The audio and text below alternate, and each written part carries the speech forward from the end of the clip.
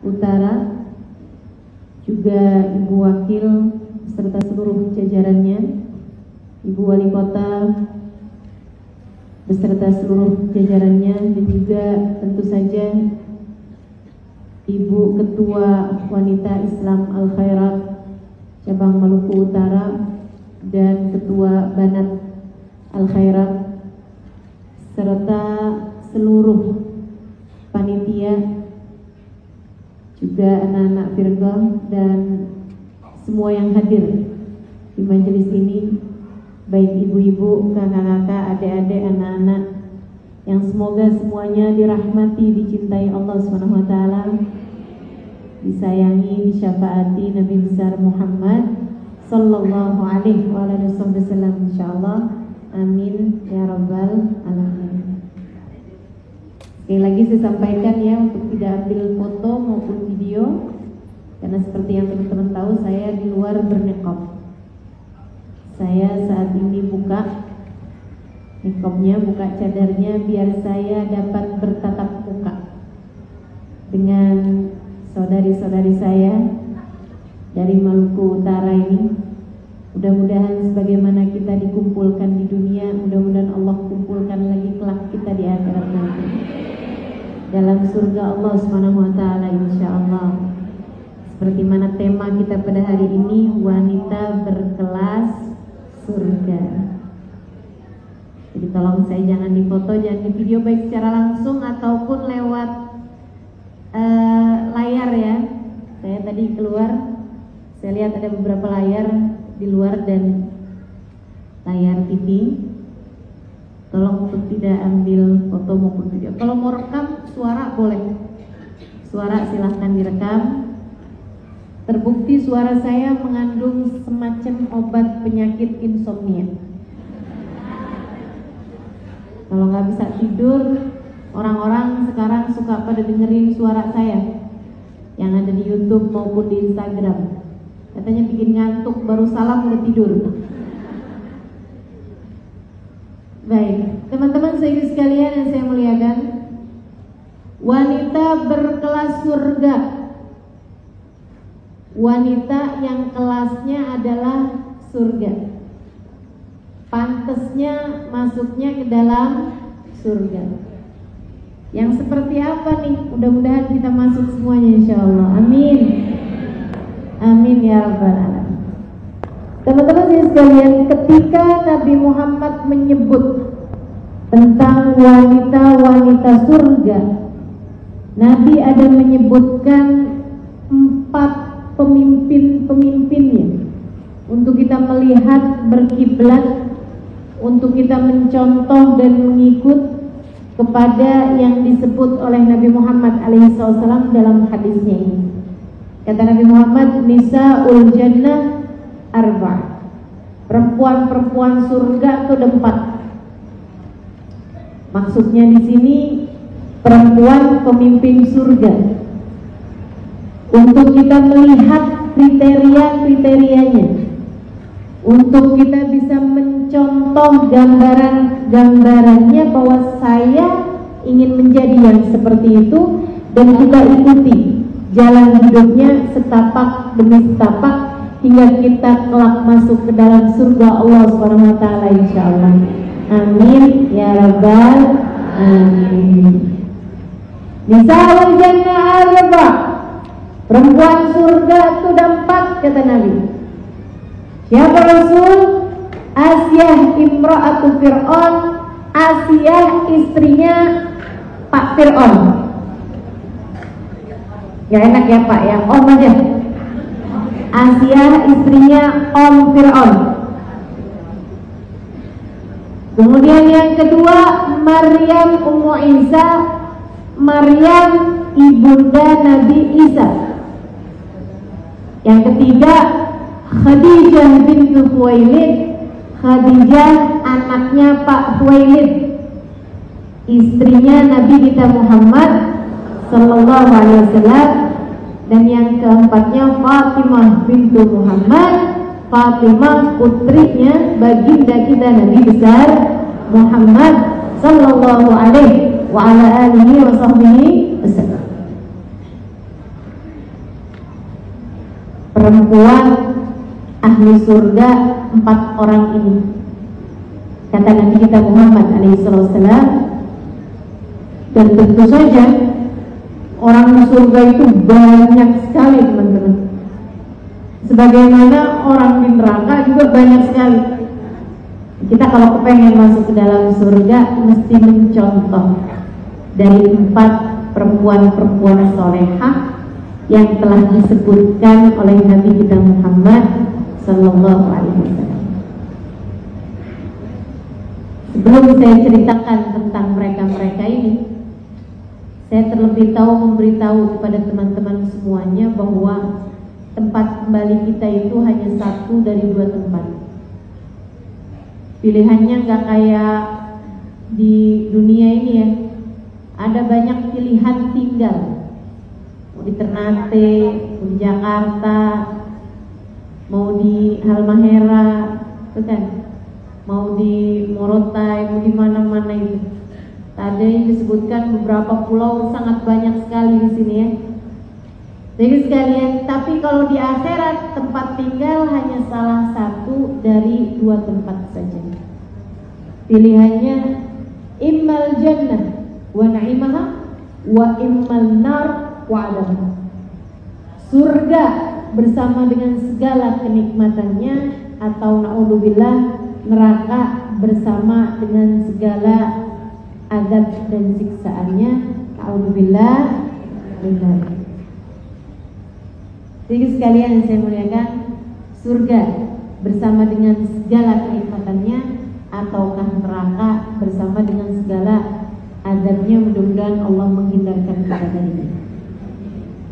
Tempat kembali cuma 1 dari 2 pilihan itu aja. Kalau kamu gak dimasukin ke dalam surga, ya berarti masuk ke yang belakangnya gitu. Karena surga itu letaknya ujungnya neraka. Makanya orang semua kalau mau masuk surga ya mesti lewat neraka gitu. A'udzubillahi minasyaitonirrajim. Bismillahirrahmanirrahim. Inhum illa wariduha. Inhum illa wariduha. Tidak ada siapapun di antara umat manusia melainkan akan melewati neraka. Ini adalah ketetapan yang telah ditetapkan oleh Allah Subhanahu wa taala.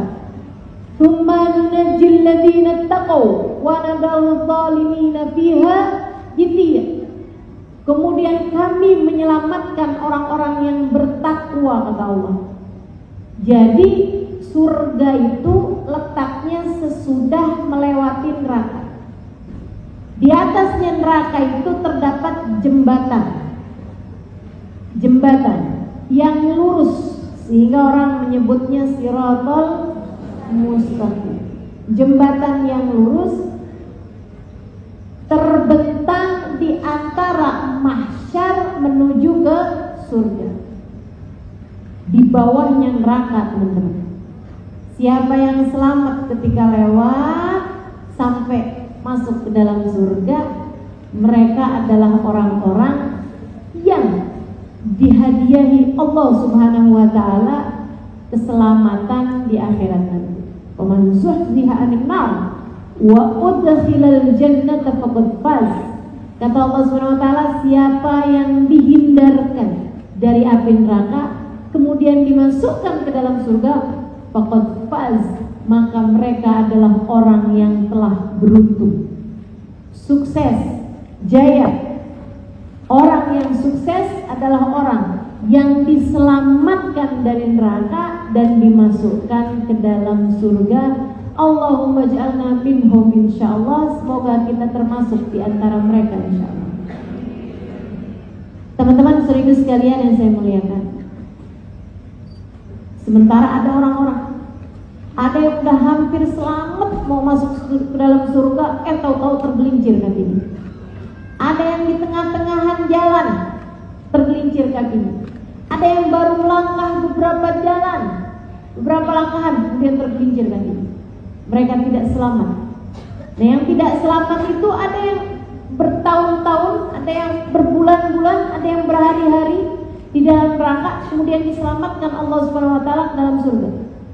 Ada juga orang-orang yang memang dari awal sudah Allah Subhanahu wa taala masukkan ke dalam surga, selamat, tidak masuk di dalam api neraka sama sekali, selamat langsung masuk ke dalam surga. Jadi sekalian saya muliakan, ini yang kita harapkan, masuk ke dalam surga tanpa harus transit neraka terlebih dahulu.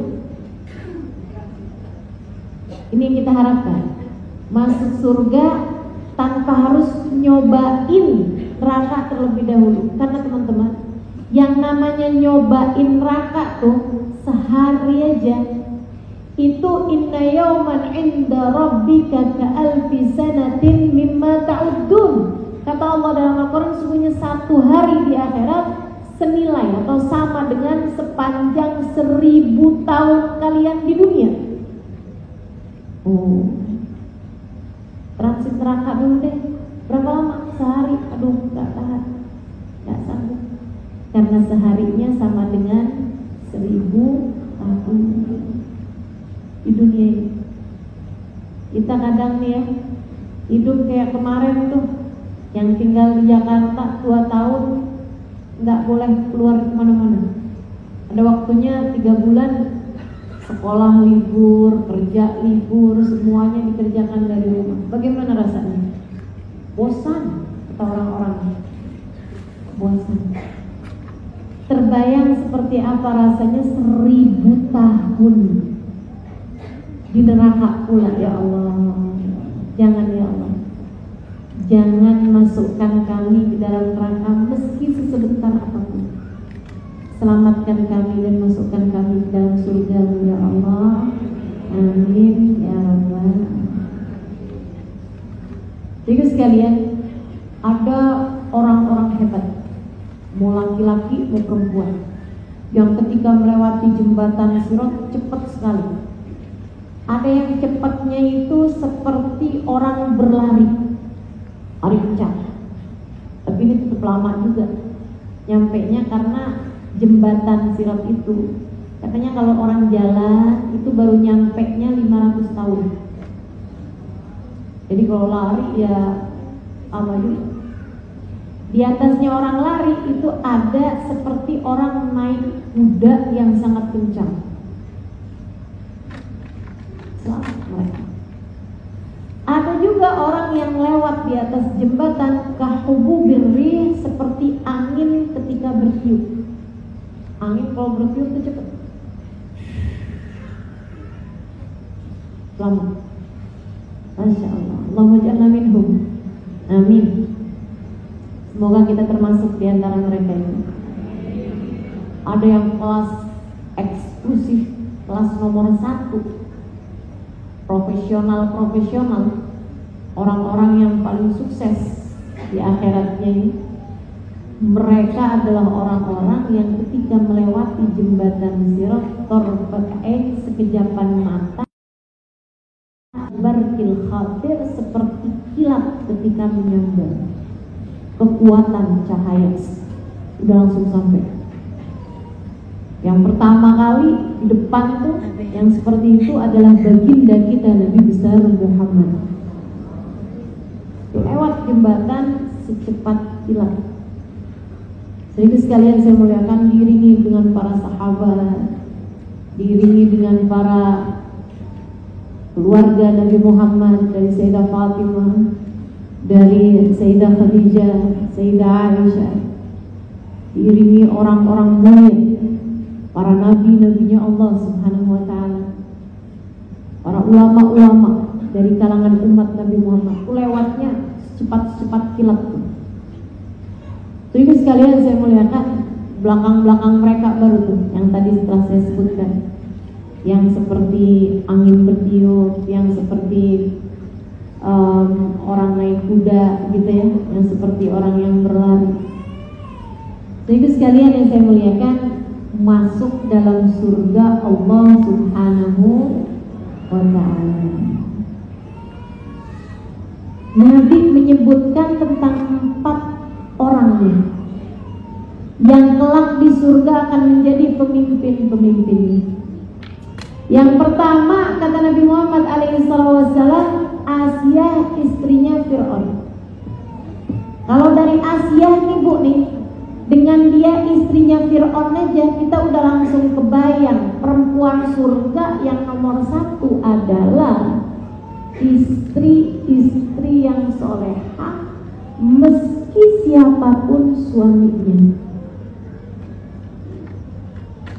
Jadi kalau kamu pengen masuk surga, kelas-kelasnya Sayyidah Asia, belajarlah untuk menjadi istri yang solehah. Yuk, insyaallah. Ustazah, katanya kan suami kan jalan menuju surga nih Ustazah, tapi suami saya nggak sholat Ustazah. Gimana nih? Suami itu kan katanya imam Ustazah, tapi nih suami saya nggak sholat, buru-buru jadi imam. Gimana mau jadi imam, sholat aja enggak? Gimana Ustazah kalau begitu? Teman-teman sedikit sekalian, Nabi Muhammad menyebutkan tentang salah satu dari perempuan surga. Katanya Nabi Muhammad, Asia istrinya Fir'aun. Artinya Asia itu kelak akan masuk ke dalam surga. Fir'aunnya masuk surga apa enggak? Enggak. Sama halnya dengan dirimu. Bu, kalau kamu solehah, siapapun suamimu, belum tentu suamimu masuk ke dalam surga. Tapi kamu dengan menjadi istri yang solehah baginya, kamu layak mendapatkan surga. Suamimu jalan surga, belum tentu dia masuk surga. Kalau dia soleh, dia bisa masuk ke dalam surga. Tapi kalau dia nggak soleh, gak ada urusan. Akan tapi baktimu kepadanya, akan tapi cintamu padanya, akan tapi sayangmu padanya, akan tapi hormatmu padanya memasukkanmu ke dalam surga. Kata Nabi Muhammad SAW dalam hadis yang lain, Nabi mengatakan, ayyumam ra'atin salat faradaha, samat syahraha, wa ata'at zawjaha, faltadkhulul jannah min ayyi babin sya'at. Apabila ada seorang perempuan salat fardhunya bagus, salatnya rapi, zuhur, asar, maghrib, isya, subuh, nggak ditinggal, sesuai waktunya, bagus ngerjainnya, didasari dengan ilmu. Andai dia nggak punya sholat sunnah sekalipun, sholat duha dia enggak, sholat tahajud enggak, qobliyah ba'diyah juga enggak, wasamat syahraha, dan dia puasa Ramadan, puasa yang wajib dia puasai. Selebihnya yang hutang dia bayar, hutang puasa di bulan Ramadan dia bayar. Tapi sholat puasa sunnah dia tidak punya. Senin Kemis nggak ada, puasa Ayyamul Bid tanggal 13, 14, 15 nggak ada. Puasa sunnah dia nggak ikut. Tapi yang wajib dia kerjakan. Dia tinggalkan yang haram-haram, sama dia punya amalan satu aja sebagai amalan tambahannya. Apa itu? Ata'at zawjaha, dia menyenangkan suaminya, dia membahagiakan suaminya, dia menjadi istri yang solehah bagi suaminya. Faltadkhulul jannah min ayyi babin sya'at, kelak di akhirat nanti dia boleh masuk surga dari pintu surga manapun yang dia inginkan. Boleh masuk surga manapun. Jadi teman-teman, semua yang hadir di majelis ini, yang mendengarkan saya pada pagi hari ini, kalau kamu lagi merasa begitu berat menjadi seorang istri yang salehah, ingat ini. Ingat ini. Saya jadi istri yang salehah bukan ngarep suami saya berbuat baik sama saya. Saya membahagiakan hati dia bukan berharap transferannya semakin banyak. Saya akan memuliakan dia bukan karena saya berharap dia tidak berpaling hati, tidak meninggalkan saya. Akan tetapi saya berbuat baik pada dia, saya sayangi dia, saya hormati dia, saya perlakukan dia bak raja karena saya berharap di akhirat nanti saya diperkenankan masuk surga dari pintu manapun yang saya inginkan. Sebab di sana saya ingin mencari surga yang di dalamnya terdapat Nabi besar Muhammad sallallahu alaihi wasallam. Yang di dalamnya terdapat Sayyidah Fatimah, yang di dalamnya terdapat Sayyidah Khadijah, yang di dalamnya saya dapat berkumpul bersama dengan orang-orang yang saya sayangi. Itu. Tapi kok taat sama suami kok berat ya Ustazah? Ya memang berat, kan hadiahnya surga. Kalau ringan-ringan aja palingan hadiahnya kipas angin atau Indomie 1 dus. Tapi karena ianya berhadiah surga, pastilah berat, teman-teman saudaraku sekalian, pastilah berat. Tapi subhanallah, subhanallah. Saya punya teman, ini buat jadi gambaran. Saya ada cerita di mana ya? Muhasabah cinta mungkin kita ini. Salah satu dari bidadari bumi, ya. Namanya Khadijah. Teman-teman sekalian, saya dulu tinggal di kota Tarim, Hadramaut, Yaman. Belajar di sana dan mengajar di sana selama kurang lebih 4,5 tahun. Dan ini diantara di sana itu meskipun kampung kecil, tapi orang belajar di sana dari berbagai macam negara. Saya ketika belajar di sana, saya dari Indonesia, ada beberapa orang lain juga dari Indonesia, ada yang dari Malaysia, ada yang dari Singapura. Sekarang malah lebih ramai lagi, ada yang dari Brunei, ada yang dari Thailand, ya. Kemudian lagi ada yang dari negara-negara Arab, dari Mekah, dari Madinah, dari Abu Dhabi, dari Kuwait, begitu ya, dari Mesir. Ada juga orang-orang dari negara Barat. Semasa saya di sana tuh ada yang dari Amerika, ada yang dari Inggris, ada yang dari Australia, ada yang dari Swedia, ada yang dari negara-negara Afrika ya, Kenya, begitu kan, Kamerun, apa segala macam itu, bahkan negara-negara yang saya jarang-jarang dengar. Nah, orang-orang Barat, orang-orang luar negeri itu ya, itu banyak diantara mereka itu yang kalau tinggal di sana itu dia tinggal bersama dengan suaminya. Jadi tuh ada orang-orang Arab, ada orang-orang Barat gitu kan. Saya lihat mereka tinggal bersama dengan suaminya. Nanti itu suaminya berangkat belajar ke Darul Mustafa, yang perempuan belajar bersama dengan kami di Darul Zahra. Saya banyak lihat teman-teman saya yang sudah bersuami gitu ya. Suaminya baik-baik, tapi saya tidak pernah melihat suami lebih baik kepada istrinya daripada suami Khadijah kepada Khadijah. Salah satu teman saya ini, dia dari kota Baydha, teman-teman. Baydha itu kota di Yaman juga gitu. Itu suaminya baik banget sama dia, lembut baik sama dia. Kalau manggil tuh suaranya lembut gitu, dan memperlakukan istrinya tuh sampai begitu istrinya keluar tuh langsung tasnya diambil sama suaminya. Kemudian kayaknya sayang banget gitu. Dan sampai saya suka godain gitu, Khadijah, suami kamu nih kayaknya kurang digendong aja nih kamu nih sama dia. Kayak kalau boleh digendong nih digendong istrinya gitu, dari sayangnya gitu. Satu hari saya lagi ngobrol-ngobrol sama dia, saya bilang, Khadijah, suami kamu tuh kayaknya sayang banget sih sama kamu. Iya emang, sayang banget tuh sama saya. Alhamdulillah.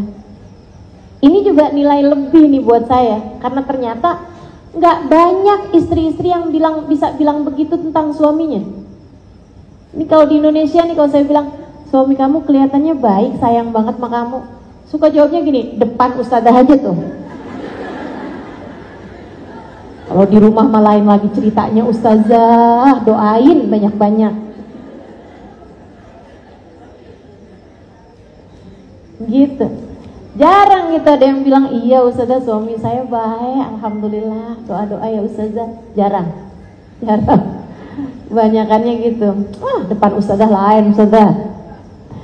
Insyaallah. Teman-teman sekalian, Khadijah kemudian bercerita, yang membuat saya terbengong-bengong dengernya, yang membuat saya sampai melongo dengernya, saya nggak nyangka. Kata Khadijah, iya, Ustazah Halimah itu suami saya baik. Dia panggil saya Ustazah karena saya sudah mengajar dari di sana ya. Dia bilang, alhamdulillah saya tidak memutuskan untuk berpisah dengannya dulu. Saya bilang, kalau dia baik kenapa kamu mau berpisah sama dia?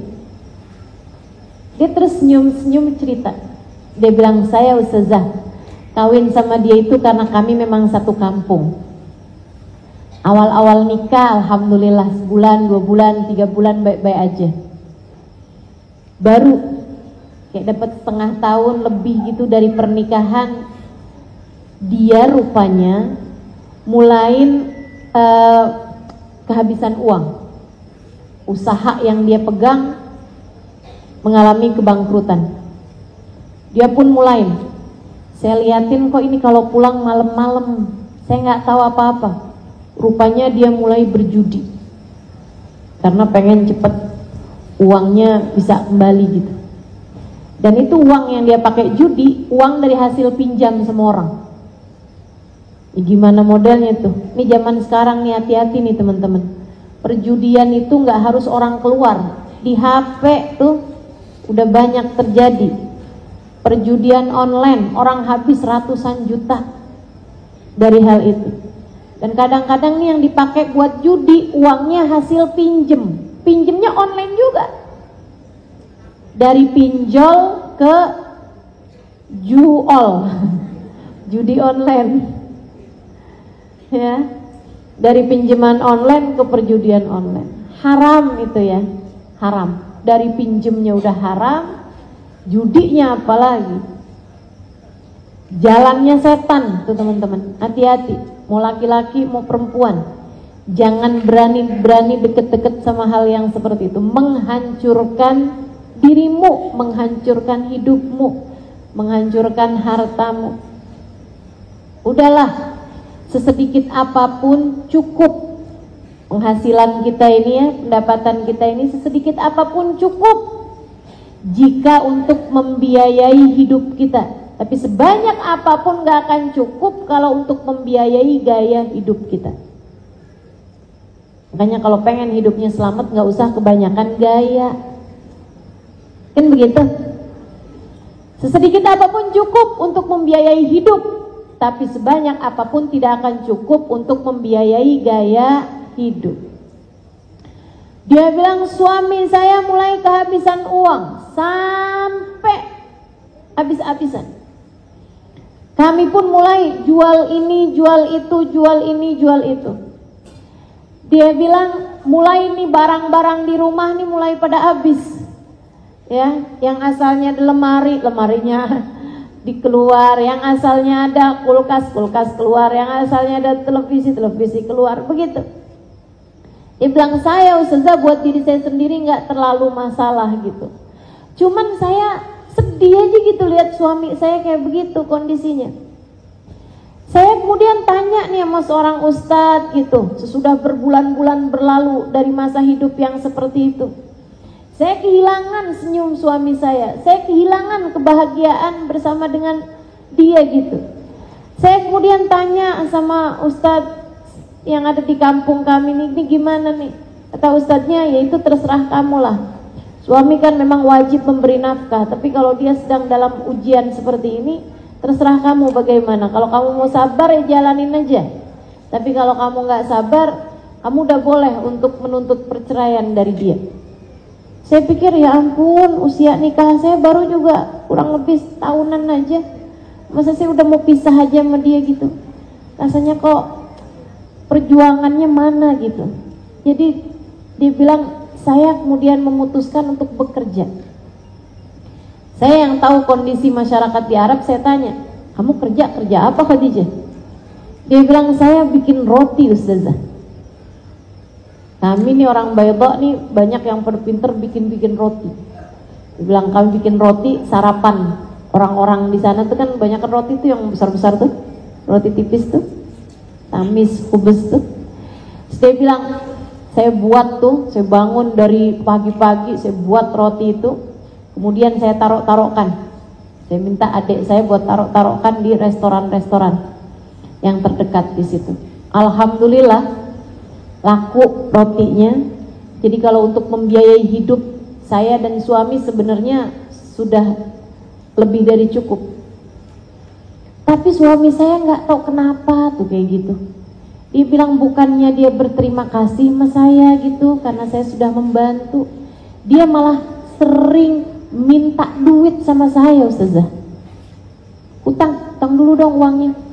Ntar kalau saya nggak kasih dia ngamuk. Akhirnya saya kasih juga gitu. Dia bilang sedih saya lihatnya. Akhirnya kan jadi kurang juga karena uangnya nggak tahu tuh dipakai buat apa sama dia. Ya rupanya perjudian itu barangkali ya. Dia bilang tambah lama keadaannya tambah semakin menyedihkan gitu. Dia bilang sampai kadang-kadang suami saya itu nggak pulang beberapa hari gitu. Kalaupun dia pulang itu sudah beberapa hari gitu kondisinya udah sedih, saya tambah hari tambah kurus gitu dia. Tambah hari cahaya wajahnya tambah hilang gitu. Dia bilang sampai satu malam dia nggak pulang sampai larut malam. Saya udah sempet cari dia kemana nggak dapet. Dia bilang saya tanyain temen-temennya nggak tahu. Jam 12-an, jam 1 pagi rumah saya diketuk. Akhirnya kemudian saya bukain pintu, ada seseorang mengantarkan, dia langsung jalan mengantarkan suami saya. Saya kaget lihatnya. Saya seret-seret suami saya, dia nggak sadarkan diri gitu dalam keadaan mabuk berat, Ustazah. Ya Allah, sedih sekali saya. Suami saya yang saya tahu orang soleh, suami saya taunya dia sholat, saya taunya dia ibadah. Memang sekarang sedang dalam keadaan susah ekonominya, tapi kok ternyata dia seperti ini. Ya Allah, sedih sekali saya. Saya tarik dia, saya taruh dia di atas tempat tidur, saya tungguin dia sepanjang malam sampai waktunya subuh. Saya bangunin dia untuk sholat subuh, dia nggak bangun. Saya coba segala macam cara, dia nggak bangun juga. Saya biarin aja. Akhirnya jam 8, jam 9 dia baru sadar gitu. Kemudian dia pun segera mengerjakan sholat juga. Sudah saya suruh dia buat sholat. Dia bilang, habis itu saya tanya, kenapa kamu kayak begini? Ayolah kita usaha aja gitu. Kita kerjain nih bareng-bareng nih, kehidupan rumah tangga ini kan juga bukan cuma urusan kamu aja. Saya kan juga ada di dalam rumah tangga ini, yuk. Apa nih masalah kamu? Tapi dia sepertinya tidak mengindahkan ucapan saya, Ustazah. Besok-besoknya semakin tambah parah. Sedang berhari-hari nggak pulang. Saya tanya lagi sama Ustadz gitu. Saya tanya juga sama orang alim lain gitu. Ini gimana nih? Suami saya nih seperti ini kondisinya gitu. Terus dia bilang, ya itu terserah kamu. Sebagai seorang istri gimana? Kamu mau lanjut aja gitu? Atau kamu mau bersabar? Lebih baik gitu kalau sabar, didoain aja. Saya pikir gimana ya, saya mau putus aja gitu sama dia. Sayang sekali. Yang saya tahu suami saya tuh sebenarnya hatinya baik gitu. Hanya saja dia sekarang sedang menjalani masa-masa ujian. Apa nih yang dapat saya lakukan? Dia bilang, saya memutuskan untuk mulai bangun tahajud. Nih, istri soleha, kalau kamu sedang ada masalah dalam rumah tanggamu, cobain yang dikerjakan sama teman saya ini. Dia bilang, saya mulai bangun tahajud. Biasanya saya bangun juga di waktu malam tuh, tapi buat bikin roti. Sekarang sebelum saya buat roti, saya sholat dulu beberapa rakaat, terus saya angkat tangan. Dengan linangan air mata saya doakan dia ini. Saya tanya sama dia, Khadijah, kamu doanya gimana? Biar saya bisa ajarin nih sama ibu-ibu di Ternate. Saya bilang, ya Allah, saya cinta sama suami saya. Ya Allah, tolong lihat suami saya. Saya tidak dapat membayangkannya jika terus berada dalam jalan seperti ini, kemana ia akan kembali.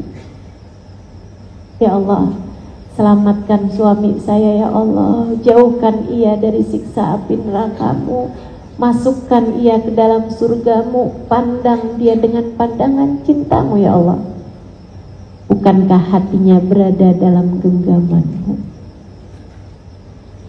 Jadi dia, saya dengerin gitu doanya, dia ketika mendoakan suaminya benar-benar mendoakan suaminya, bukan kelihatannya doain suami, pada nyatanya doain diri sendiri. Ada tuh banyak perempuan-perempuan kayak begitu. Ya Allah, lapangkanlah rezeki buat suami saya. Kelihatannya kayak doain suami ya, biar dia bisa banyak kasih saya. Itu doain suami apa doain diri sendiri? Ya Allah, jadikan suami saya suami yang baik, biar dia bisa selalu baik pada saya. Kalau doain anak juga begitu, ya Allah, jadikanlah anak-anak saya anak-anak yang soleh-solehah, biar mereka bisa berbakti kepada saya. Sebenarnya kamu lagi doain siapa sih? Sepertinya kamu hanya sedang mendoakan dirimu sendiri nih ya. Jadi dia ketika mendoakan suaminya, dia nggak bilang, ya Allah, suami saya kok kayak begitu sih ya Allah, kalau memang dia akan jadi orang baik kembalikan pada saya, tapi kalau enggak ya Allah putuskan saya darinya. Nggak gitu. Karena sebagian perempuan tuh ada yang suka kayak gitu. Ustazah boleh nggak ustazah, saya doa minta sama Allah biar suami saya itu bisa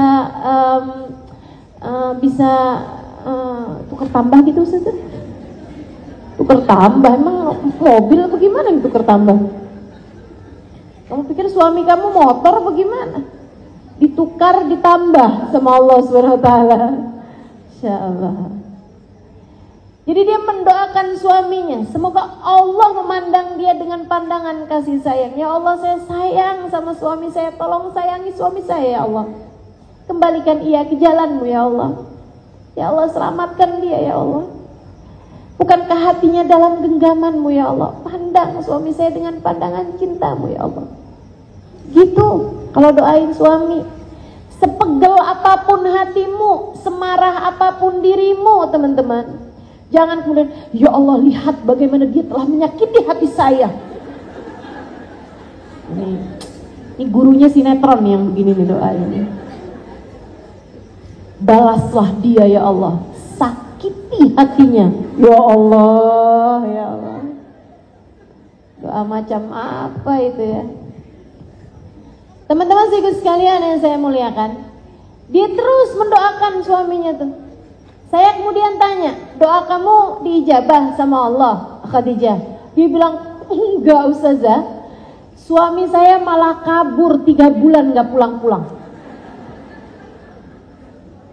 Gak instan ya, doa tuh tidak instan, karena kamu meminta kepada Allah Subhanahu wa ta'ala yang punya proses terhadap segala sesuatu. Jadi gak apa-apa, jangan pernah bosan berdoa. Doakan anakmu, doakan suamimu, doakan kedua orang tuamu, doakan saudara-saudaramu, terus doa, terus doa.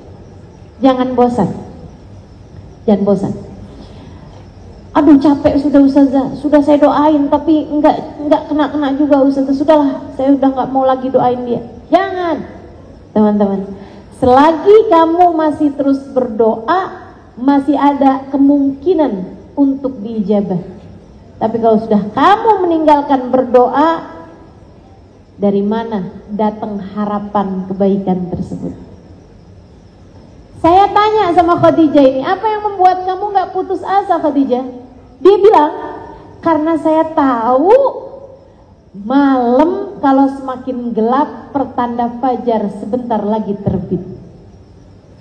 Malam kalau semakin gelap tandanya fajar sebentar lagi terbit. Dia bilang ketika dia kabur 3 bulan gak datang-datang itu, orang banyak yang cari tahu Kemudian pahamlah mereka bahwa kondisinya secara keuangan sekarang dia susah.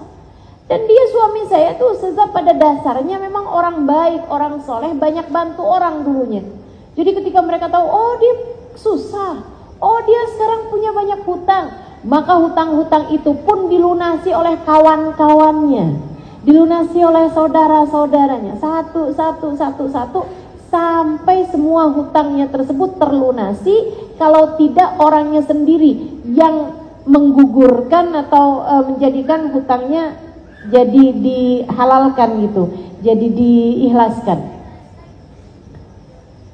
Dia bilang jadi selama 3 bulan itu justru akhirnya orang semua jadi tahu keadaan dia dan semuanya jadi menghalalkan dan mengikhlaskan hutang-hutangnya. Dia bilang mertua saya jadi tahu, semua orang jadi tahu.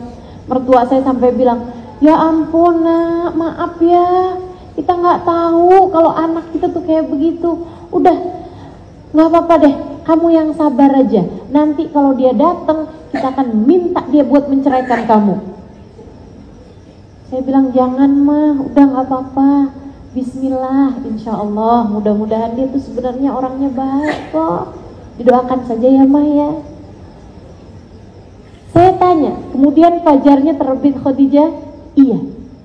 Dia bilang 3 bulan lebih dari dia saat pertama kali kabur itu. Satu malam dia yang memang masih pegang kunci rumah ya. Satu malam saya lagi tidur, tiba-tiba saya dibangunkan karena ada orang bangunkan saya, pegang-pegang gerak-gerakan kaki saya. Saya kebangun, saya lihat dia di tepi tempat tidur. Tapi dia tidak berani melihat saya gitu, tidak berani deketin saya. Saya kemudian duduk, saya liatin dia, kurus sekarang. Dia nunduk aja. Saya liatin rambutnya udah agak panjang, terus jambangnya nggak urusan gitu. Seksian sekali lihat dia. Dia nanya sama saya kayak gini, Khadijah, dengan tanpa lihat saya, kamu masih istri saya bukan? Saya bilang, lah kamu gimana? Kan yang punya hak cerai kamu. Kalau kamu merasa belum menceraikan saya, berarti saya masih istri kamu gitu. Terus dia bilang begini, maksud saya kamu masih mau gak jadi istri saya? Saya segera menjawab, iya. Tentu saja. Gak pakai kebanyakan syarat nih ke ibu-ibu Ternate. Mau saya tapi dengan syarat 1, 2. Masya Allah panjang banget syaratnya. Tanda tangani dulu syaratnya baru saya mau jadi istri kamu gitu. Dia bilang tentu saja, kata Khadijah, saya akan selalu jadi istrimu. Terus saya tanya, gimana keadaan kamu? Dia bilang, saya baik, alhamdulillah. Kalau kamu masih mau jadi istri saya, Khadijah, siap-siap yuk. Saya bilang, emang kemana? Saya mau bawa kamu ke tempat yang sangat indah sekali. Di mana itu? Di Tarim. Tarim. Kita mau naik mobil, kita menuju ke Tarim. Di sana ada seorang habib, di sana ada seorang guru yang saya rasa akan dapat membimbing. Saya sudah berjumpa dengan Habib Umar bin Hafid. Saya ketemu sama beliau dan saya tahu bahwa beliau adalah seseorang yang bisa memberikan kepada saya apa yang saya cari selama ini. Emang kamu cari apa, kata saya? Khadijah nih. Dia bilang, saya nyari kedamaian di hati, Khadijah. Saya nyari ketenangan di hati. Mari kita pergi ke sana. Dia bilang begitu saya dengar nama Habib Umar bin Hafid, saya pun langsung semangat juga karena saya sering dengar namanya dan saya tahu beliau adalah seorang ulama yang sangat soleh, ulama yang sangat ikhlas, ulama yang bisa bawa kami ke sana menuju Allah Subhanahu wa taala. Saya bilang, tapi gimana nanti kita kalau tinggal di sana? Katanya suaminya, saya udah bilang sama Habib Umar, saya mau bawa istri saya kemari, Bib, kasih kepada saya pekerjaan. Kata Habib Umar, iya, kalau gitu kalian bisa bikin roti di dapur kami. Jadi saya udah dapat kerjaan tukang bikin rotinya Habib Umar. Ayo cepetan Khadijah, kita jalan bersama-sama ke sana. Dia bilang hari itu kami menempuh perjalanan naik mobil, mobilnya nggak pakai AC, jalanannya sangat terik panas ya. Dia bilang tapi sepertinya itu adalah perjalanan yang paling indah bagi saya, karena kami berdua sudah sama-sama satu hati, bergerak berdua bersama menuju surga Allah Subhanahu wa Ta'ala. Teman-teman saya sekalian, nih suaminya dari yang kayak begitu sampai kemudian seperti yang tadi saya sampaikan, tuh istrinya kayak kurang digendong aja sama dia. Baik banget sama istrinya. Rupa-rupanya karena istrinya adalah istri-istri sekelas Asia nih, istri-istri berkelas surga, wanita berkelas surga. Yuk, ini nggak masuk nih, istri-istri tukang ngomel minggir. Istri-istri suka nuntut suami, dah minggir dulu nih. Ini bukan kelasmu. Ayo belajar untuk bisa menjadi wanita berkelas surga, ya. Selalu baik pada suaminya, selalu tulus pada suaminya, selalu ikhlas mendoakan suaminya, bersama-sama menuju surga Allah Subhanahu wa Ta'ala insyaallah. Ustazah, suami saya suka marah-marah. Ya udah biarin dia aja, kamu jangan. Marah-marah kan gak enak ya. Jadi kalau suami marah biarin aja, gak apa-apa, kamu liatin aja sambil senyum. Ntar kalau dia nanya, kamu kenapa senyum-senyum? Seneng jadi istri kamu.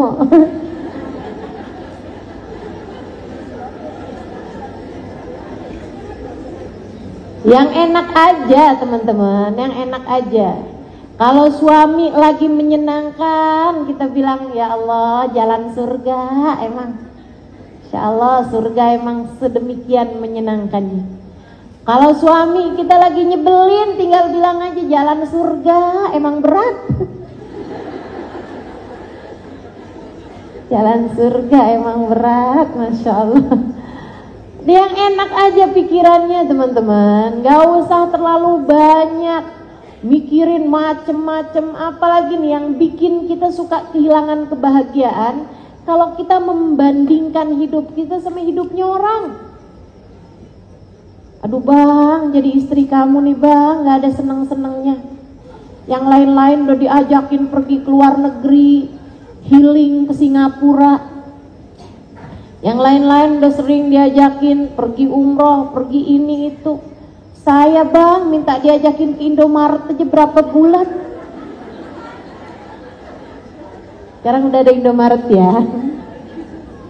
Insyaallah. Teman-teman saudariku sekalian yang saya muliakan, ayo yang enak aja mikirnya. Nih ya, kayak saya diajarin nih. Dia bilang saya satu hari, saya suka sebel sama suami saya, katanya ada seorang perempuan cerita. Saya suka sebel sama suami saya yang suka naruhin handuk basah di atas tempat tidur. Ayo siapa nih? Suka sebel lihatnya. Dia bilang saya sampai dari nyindir-nyindir sama dia, sampai terang-terangan dia nggak ada keinginan untuk berubah juga sepertinya. Saya sampai dari mulai nyindir, ya Allah karuniakan kepada kami handuk yang bisa terbang sendiri menuju jemuran ya Allah. Enggak juga gitu. Sampai saya ngomongin secara terus terang, apa susahnya sih naruhin handuk itu nggak di atas tempat tidur? Apa susahnya naruhinnya di atas jemuran gitu?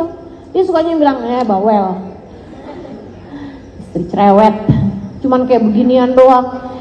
Dia bilang ya Allah, akhirnya tuh suka berantem untuk hal-hal yang kecil-kecil seperti ini nih.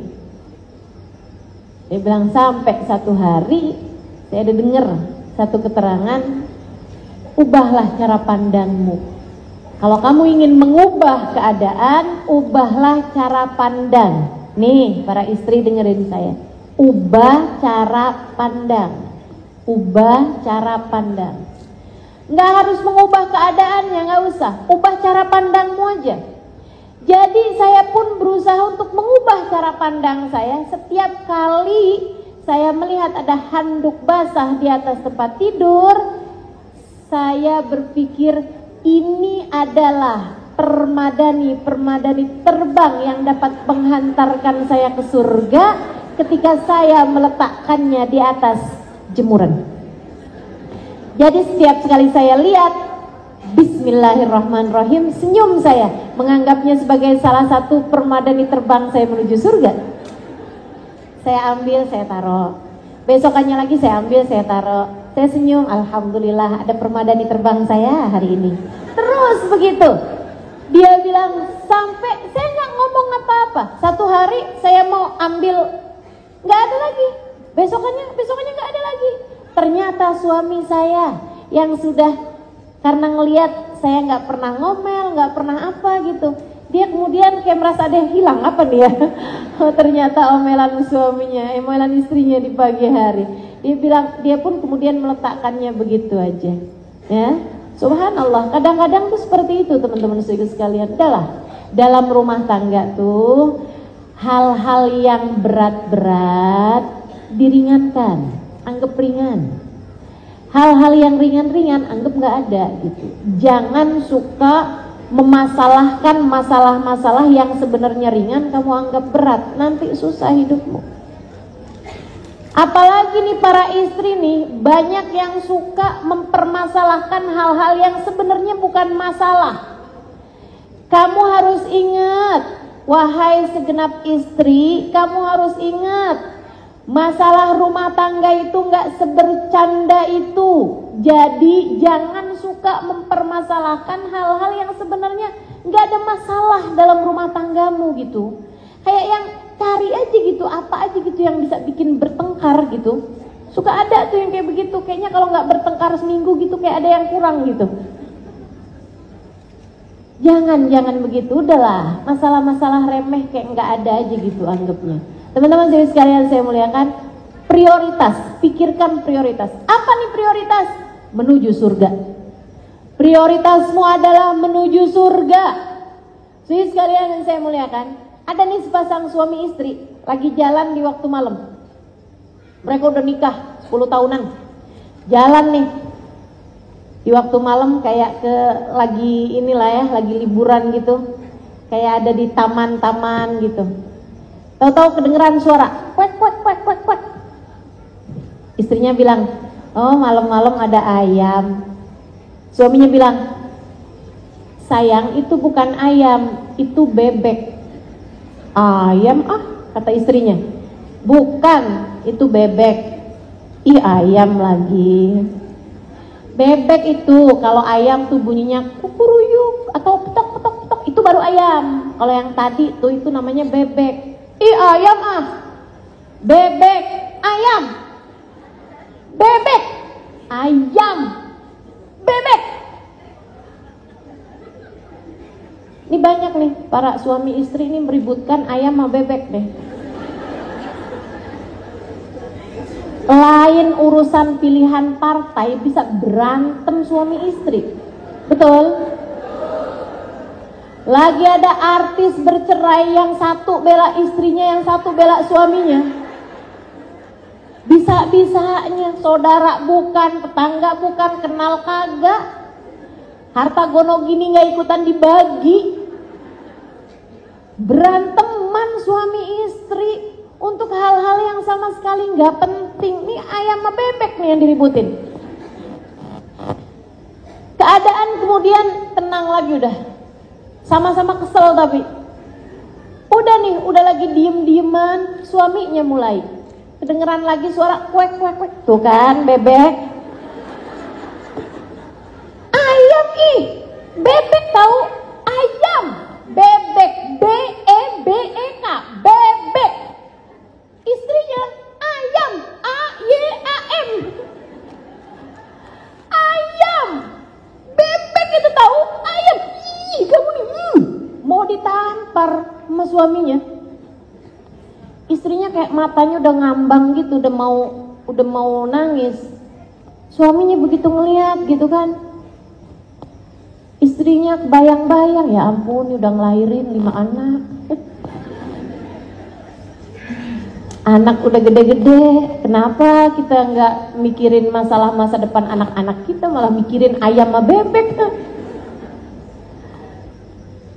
Dia kemudian kebayang-bayang itu, akhirnya dia nggak jadi. Dia bilang sama istrinya, iya sayang, itu ayam.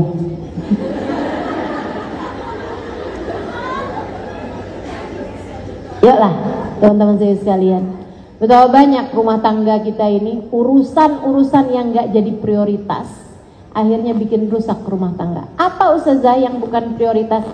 Semua yang tidak kamu bawa masuk ke dalam kubur, kalau kamu mati, itu bukan prioritas. Apapun yang nggak kamu bawa mati ketika masuk ke dalam alam kubur, itu bukan prioritas bagimu, wahai muslimah.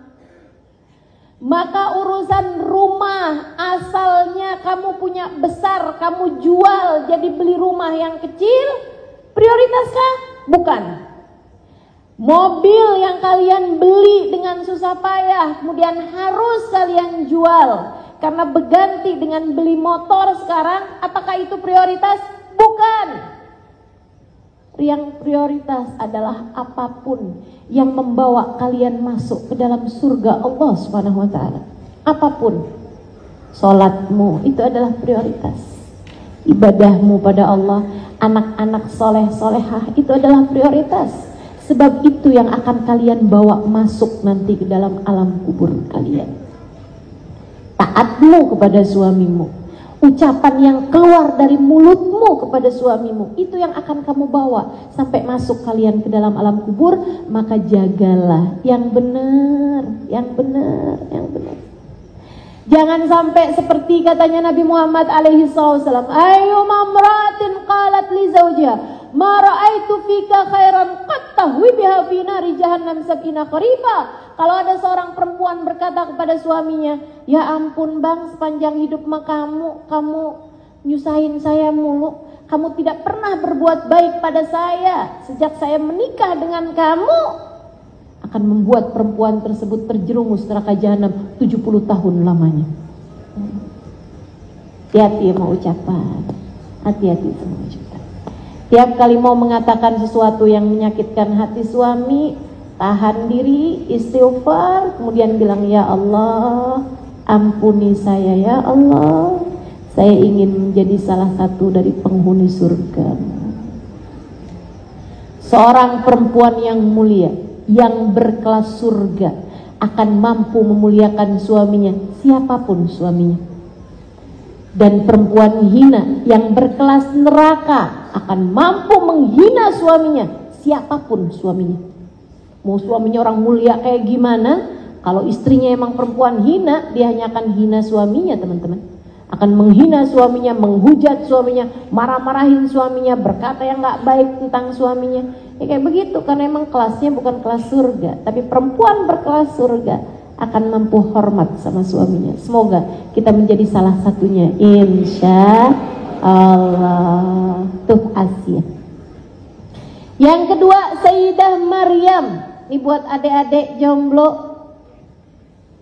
buat perempuan-perempuan yang tidak punya suami. Ustazah, kok kayaknya kalau bahas surga urusannya buat istri mulu. Nih kita-kita nih yang gak nikah gimana dong Ustazah? Emang gak bakalan masuk surga gitu? Ya adik-adik sih kita doain ya, mudah-mudahan nanti bertemu dengan jodohnya. Tapi perempuan itu walaupun tidak menikah misalnya gitu, atau sudah menjanda gitu misalnya, atau memang belum pernah menikah atau belum sempat menikah kemudian meninggal dunia, bukan berarti kamu tidak bisa menjadi ahli surga. Justru surga sangat besar kemungkinan bagimu, teman-teman. Sebab Nabi Muhammad ketika menyebutkan tentang ahli surga, tentang perempuan berkelas surga, Nabi yang keduanya menyebutkan tentang Sayyidah Maryam. Sehingga sekalian saya muliakan, Sayyidah Maryam itu siapa? Ibunda Nabi Isa. Katanya belum pernah menikah, memang Al-Adra julukannya, perempuan perawan. Akan tapi Allah Subhanahu wa taala kemudian menjadi menjadikannya perempuan suci ini sebagai tanda dari kekuasaan Allah Subhanahu wa taala. Allah Subhanahu wa taala menjadikannya ibunda Nabi Allah Isa alaihi salam tanpa pernah disentuh oleh seorang laki-laki. Adik-adik atau kakak-kakak yang ada di sini, mungkin dia tidak menikah atau dia menjanda gitu ya, pernah menikah tapi kemudian tidak panjang usia pernikahannya karena satu dan lain hal. Jadilah perempuan yang mampu menjaga diri. Pandai-pandailah jaga hati, jaga diri, teman-teman. Kayak Sayyidah Maryam. Jadilah perempuan yang suci. Lam yamsasha bashar, tidak pernah disentuh oleh laki-laki yang bukan mahram. Jadilah perempuan berkelas surga yang mampu menjaga dirinya, baik hubungannya antara dia dengan Allah Subhanahu wa taala jauh dari segala dosa-dosa. Jangan jadi perempuan genit. Baru dilirik aja udah ikut. Baru disapa aja, apa kabar? Wah, udah rusak deh. Rusak sholat, rusak ibadah, rusak semua yang kebayang dia aja. Ya Allah, ya Allah. Yuk belajar dari Sayyidah Maryam. Teman-teman saya sekalian, Sayyidah Maryam ini anaknya Hanna. Ibunya namanya Hanna. Ayahnya namanya Imran. Dan kepada Hanna inilah Allah Subhanahu wa taala menuliskan atau menurunkan, menceritakan ya, memberi nama satu surat dengan namanya Al-Imran, istrinya Pak Imran. Siapa namanya? Hanna, ibunda Sayyidah Maryam. Ini buat ibu-ibu nih. Kalau kamu pengen punya anak solehah, kalau kamu ingin punya anak yang soleh, maka kamu juga harus menjadi seorang ibu yang solehah. Ketika Hubabah Zahra, ibunda Habib Umar bin Hafid, guru saya, ketika ditanya Hubabah gimana caranya biar kita nih punya anak nih soleh-solehah kayak Hubabah gitu. Anak-anak Hubabah soleh-solehah semuanya, gimana caranya nih kami nih biar punya anak juga yang kayak anaknya Hubabah gitu. Habib Umar, Habib Ali Masyhur, jadi semua saudara-saudaranya yang lain-lain soleh-solehah semua, teman-teman. Katanya Hubabah Zahra sambil senyum, beliau bilang, gampang kok, kalian aja ibunya yang solehah gitu. Kalau kamu pengen punya anak-anak yang soleh-solehah, maka kamu sebagai ibunya jadilah seorang perempuan yang solehah. Gimana tuh solehahnya ibunda Sayyidah Maryam? Teman-teman saya sekalian, dari mulai hamil. Jadi Sayyidah Hanna itu lama nikah nggak punya anak. Satu waktu beliau hamil. Ketika hamil, Allah ceritakan dalam Al-Quran. Idh qalat imra'atu Imran, Rabbi inni nadartu laka ma fi batni muharraran fataqabbal minni innaka antas sami'ud du'a. Tatkala istrinya Imran, yaitu Sayyidah Hanna, berkata, ya Allah, aku jadikan apa yang ada dalam kandunganku ini persembahanku untukmu, ya Allah, terimalah. Dia nadar, dia mewakafkan anaknya untuk Allah Subhanahu wa taala, untuk khidmah kepada agama Allah Subhanahu wa taala. Ini mungkin diantara yang hadir ada yang sedang hamil, cobalah lakukan apa yang dikerjakan sama Sayyidah Hanna. Niatkan apa yang ada dalam kandunganmu itu sebagai persembahanmu kepada Allah. Ya Allah, anak saya hadiah untukmu ya Allah. Anak saya persembahkan untukmu ya Allah, untuk bisa khidmah kepada agama ini ya Allah. Anak saya jadikan dia seorang ulama ya Allah, untuk khidmah kepada agamamu ya Allah. Begitu teman-teman. Ini keren banget ini ya. Padahal itu sudah 2000 tahun yang silam lebih, teman-teman. Ini kecerdasan berpikir seorang perempuan nih. Masya Allah, dia menjadikan apa yang ada dalam kandungannya persembahan buat Allah Subhanahu wa taala. Ustazah, saya udah nggak hamil lagi nih, tapi anak-anak saya udah keluar nih, masih kecil-kecil. Bisa begitu Ustazah? Bisa. Teman-teman saya sekalian, tiap kali kamu berdoa melihat anak-anak kamu, ya Allah, Saya jadikan anak-anak saya ini persembahan saya untukmu ya Allah. Jadikan ia ya Allah sebagai sebaik-baik hamba-Mu ya Allah. Jadikan ia dapat berkhidmah kepada agama-Mu ya Allah. Aku hanya akan membesarkannya, mendidiknya dengan sekemampuanku. Akan tapi semuanya aku serahkan kepadamu, karena ia milikmu dan aku mempersembahkannya untukmu ya Allah. Hadiah untukmu ya Allah. Gitu teman-teman. Gitu. Sedikit sekalian saya muliakan, kalau anaknya udah besar-besar Ustazah, ya udah telat. Ya. Udah terlambat. Mudah-mudahan cucu-cucu nanti ada yang bisa menjadi orang-orang yang berkhidmah dalam agama ini insyaallah. Amin. Ya Rabbal Alamin. Teman-teman saya sekalian, saya muliakan, ada guru saya Kiai Haji Maimun Zubair, salah satu dari guru saya di Indonesia ya, di Pulau Jawa, Jawa Tengah tepatnya di Rembang. Beliau wafat beberapa tahun yang silam, salah satu ulama besar di Indonesia. Saya pernah berguru pada beliau Kiai Haji Maimun Zubair 3 tahun lamanya. Salah satu dari ucapannya yang saya ingat, katanya beliau begini nih, kamu yang cinta sama ulama, yang cinta sama ilmu, kalau punya rumah buat majelis ilmu gitu, atau kamu ikut-ikut gitu, ikut serta menghormati para ulama gitu ya. Kalau kamu cinta sama ulama, hormat sama para ulama, insya Allah kalau nggak anak, kalau nggak cucu, nanti ada yang jadi ulama. Sekurangnya kalau mereka nggak jadi ulama, sekurangnya anakmu, cucumu akan jadi orang-orang yang soleh, baik dalam beragama gitu ya. Caranya cintai para ulama, yang dekat sama para ulama, yang sayang sama para ulama, ikut serta ambil bagian dalam jalan dakwah. Insya Allah Allah Subhanahu Wa Taala karuniakan seperti itu, karuniakan kesolehan keluarga kita. Allah karuniakan kesolehan keluarga. Jadi sekalian yang saya muliakan, Sayyidah Hana, falamma wada'atha qalat rabbi inni wada'tuha unta wa laysa dzakaru kal unta wa inni sammaytuha Maryam wa inni u'iduha bika wa dzurriyyataha minasyaitonir rajim. Sayyidah Hana sampai melahirkan anaknya, sepanjang hamil dijagain kandungannya, nggak akan pernah berani masuk barang-barang yang haram ke dalam perutnya, baik itu dibelinya dari uang yang haram atau memang jenisnya ada yang haram-haram, nggak akan pernah dimasukin sama Sayyidah Hana. Sepanjang hamil, zikir, doa terus dilakukan sama Sayyidah Hana sambil mewakafkan apa yang ada dalam kandungannya, persembahan buat Allah Subhanahu Wa Taala. Lahir anak perempuan. Kalau mau mengatakan Rabbi ini untuk Tuhan unta, wah ternyata anaknya perempuan. Walaysa dzakaru kal unta, anak laki tidak sama dengan anak perempuan. Kalau anak laki saya persembahkan buat Allah, dia bisa menjaga masjid Al-Aqsa, karena memang tinggalnya dekat Masjid Al-Aqsa. Tapi ini perempuan, bagaimana cara khidmah kepada agama ini? Tapi sudah dinazarkan kepada Allah. Wa ini sampai Tuhan, aku menamakannya Maryam, wa inni u'iduha bika wa dzurriyyataha minasyaitonir rajim. Aku lindungkan anak ini dan keturunannya dari kejahatan setan yang terkutuk.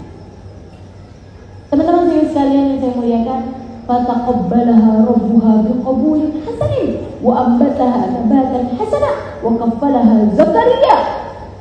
Maryam ini teman-teman saya sekalian, Allah terima doa ibunya sehingga anaknya Allah nabatan hasanah, Allah tumbuhkan dalam hatinya benih-benih kebaikan. Ini dikarunia Allah. Kalau punya anak yang sudah dari sejak awal Allah tumbuhkan padanya benih-benih kebaikan, itu bisa Allah berikan padamu jika kamu adalah seorang perempuan yang salehah. Ya, jadilah perempuan yang salehah, istri yang salehah pada suamimu. Kamu juga salehah kepada Allah, gak berani bohong, gak berani ngambil yang bukan haknya, jaga lisan, gak pernah berani fitnah orang, ngata-ngatain orang. Kamu jaga hidup kamu, teman-teman sekalian, kamu salehah, insya Allah. Nanti kalau kamu hamil, Allah Subhanahu Wa Taala ambatah Allah nabatan hasanah. Allah Subhanahu Wa Taala akan jadikan anak tersebut sudah Allah taruhkan dalam hatinya benih-benih kebaikan. Wa kaffalaha Zakaria, dia carikan guru yang baik bagi anaknya, yaitu pamannya sendiri, Nabiullah Zakaria.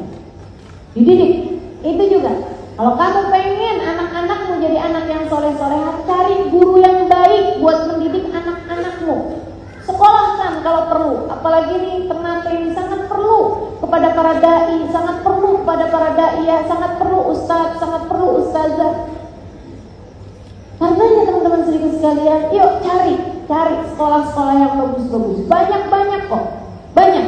Di Al Khairat sendiri kan juga ada sekolah-sekolah yang bagus. Ya, di Ternate maksud saya ada Al Khairat, sekolah yang bagus. Di Jawa banyak sekali pondok-pondok pesantren yang dibina oleh para ustadz, oleh para habaib, oleh para orang-orang yang soleh-solehah, sehingga insya Allah melahirkan orang-orang yang baik-baik juga, orang-orang yang soleh-solehah juga, sampai nantinya mudah-mudahan akan ada ulama-ulama nih dari Ternate yang belajar dari ulama-ulama dunia ya. Kayak Habib Umar bin Hafid misalnya gitu, pergi ke Mekah sana itu ada Sayyid Ahmad bin Muhammad bin Alwi bin Abbas al-Maliki ya, putranya Sayyid Maliki. Di Madinah sana ada Habib Zaid bin Smith.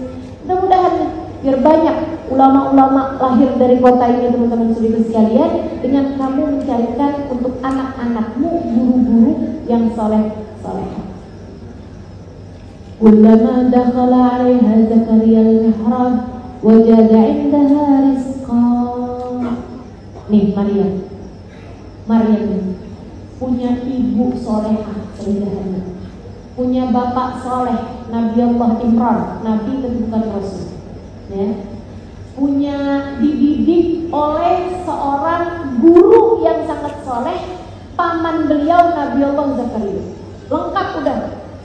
Ibunya sangat menjaga jangan sampai ada makanan haram masuk dalam perut dirinya maupun perut anaknya, sehingga ianya menjadi semua sebab-sebab kesolehan terkumpul di dalamnya. Kerjanya nih deh nih yang saya minta kalian buat mencontoh Sayyidah Maryam, membangun hubungan antara dia dengan Allah SWT.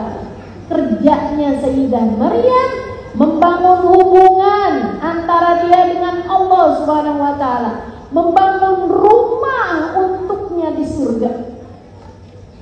Itu sekalian yang saya katakan. Sehingga dirimu belum ada yang melamar nih, nggak usah kemudian gimana ya pacaran aja ya, nggak usah. Daripada kamu sibuk-sibuk membangun rumah tangga dengan cara yang haram, apalagi pacaran aja deh. Nanti nih kalau dia nggak ngelamar, ya udah deh saya deketin sampai dia zina sama saya, sampai saya hamil kan nggak mau dia tanggung jawab sama saya. Astagfirullah. Inna lillahi wa inna ilaihi. Sebegitu tidak berharganya dirimu. Jangan sampai terpikir hal-hal yang seperti itu. Daripada kamu sibuk membangun rumah tangga sampai dengan cara haram pacaran kamu jalani, jauh lebih baik masa-masamu sekarang ini kamu pakai untuk membangun rumahmu di surga seperti yang dilakukan Sayyidah Maryam. Sayyidah Maryam dari sejak usia 7 tahun, 8 tahun, 9 tahun, hasil didikan orang tuanya, hasil didikan gurunya Nabi Allah Zakaria membuatnya sibuk berzikir kepada Allah Subhanahu wa taala, sibuk bermunajat kepada Allah Subhanahu wa taala, sibuk membangun hubungan antara dia dengan Allah Subhanahu wa taala. Adik-adik, daripada kamu sibuk nyari cowok sana, nyari laki di sana, jauh lebih baik kamu sibuk membaca firman-firman Allah Subhanahu wa taala. Jauh lebih baik kamu sibuk bersolawat kepada bagindamu Nabi besar Muhammad sallallahu alaihi wasallam. Jauh lebih baik kamu sibuk mempelajari agama Allah Subhanahu wa taala. Jauh lebih baik kamu sibuk bermunajat di waktu malam kepada Allah Subhanahu wa taala. Saya akan mengangkat tangannya, ya Allah, ya Allah, ya Allah. Aku adalah hamba-Mu ya Allah. Aku berharap cinta-Mu ya Allah. Di saat sebagian teman-temanku sudah merasakan manisnya cinta manusia, ya Allah, aku meminta kepadamu manisnya cinta-Mu untuk hatiku ya Allah. Aku berharap Kau memandangku dengan cinta, mencukupiku dari cinta siapapun selain-Mu ya Allah. Minta cinta Allah SWT. Bangun surgamu di sana ya. bangun surgamu. Yang sudah menikah belum tentu bahagia. Betul? Yang sudah menikah banyak yang gak berbahagia. Sekarang kamu belum menikah, bangun hubunganmu dengan Allah Subhanahu wa Ta'ala seindah-indahnya, hingga kamu merasakan cinta yang manis, hingga kamu merasakan hubungan yang indah antaramu dengan Sang Pencipta, antaramu dengan Allah Subhanahu wa Ta'ala, dan itu adalah jaminan bahagia. Hamba yang dicinta di sisi Allah tidak akan pernah tidak bahagia. Hamba yang tercinta di sisi Allah tidak ada yang tidak bahagia. Sebab Allah telah berkata tentang mereka, ala inna awliya Allah la khaufun alaihim wa la hum yahzanun. Ketahuilah sesungguhnya para kekasih-kekasih Allah, mereka tidak pernah bersedih hati dan tidak pernah ketakutan. La khauf, mereka enggak punya rasa takut, enggak punya khawatir. Wa la hum yahzanun, mereka tidak pernah bersedih hati. Bangun hubungan antaramu dengan Allah SWT. Seperti Sayyidah Maryam, hari-harinya antara dia dengan Allah, hari-harinya di atas sejadahnya bermunajat kepada Allah, hari-harinya berlinangan air mata memohon, meratapi, mengemis cinta Allah SWT dalam hidupnya. Dan Allah membahagiakannya, dan Allah mengaruniakan berbagai macam hal yang bahkan tidak dikaruniakan oleh Allah Subhanahu wa Ta'ala kepada hambanya yang lain.